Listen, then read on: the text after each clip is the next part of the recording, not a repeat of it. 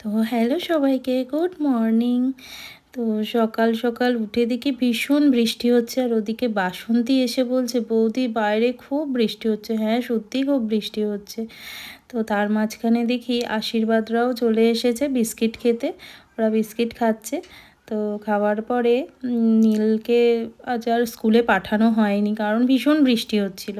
তো তার মাঝখানে ওর স্যার ফোন করে বলছে কোচ যে নীলের একটা সুইমিং ক্যাপ নিয়ে যেতে, কারণ বৃষ্টির দিনে তো ওদের প্র্যাকটিসটা তো আর বন্ধ থাকে না, তাই জন্য সুইমিং ক্যাপ পরে ওরা প্র্যাকটিস করবে। আর এই যে লিও এসেছিলো, ওকে একটু আদর করে সোজা রান্নাঘরে চলে গেছিলাম। গিয়ে দেখি রুমাদি ভাত বসিয়ে মাছটা ধুয়ে রেখেছিল, নুন হলুদ মাখিয়ে দিয়েছিল।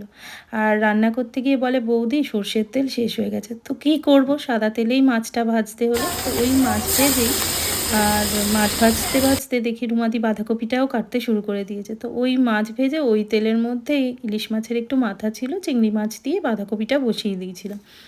আর হয়ে যাওয়ার পরে মাছের ঝালটাও তাড়াতাড়ি করে বসিয়ে নিলাম, কারণ আজ বড় ছেলেদেরও একটা ম্যাচ আছে, আর ওদিকে নীলেরও প্র্যাকটিস আছে। তো আজ দুপুরে আর আমাদের খাওয়াটা আর হয়নি, তো সোজা চলে গেছিলাম আমরা ওদের প্র্যাকটিসে।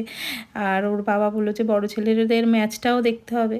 তো সেই মতো ওরাও ওদিকে রেডি হয়ে বেরিয়ে গেল, আর তারপরে পরে আমরাও বেরিয়ে গেছিলাম নীলকে নিয়ে।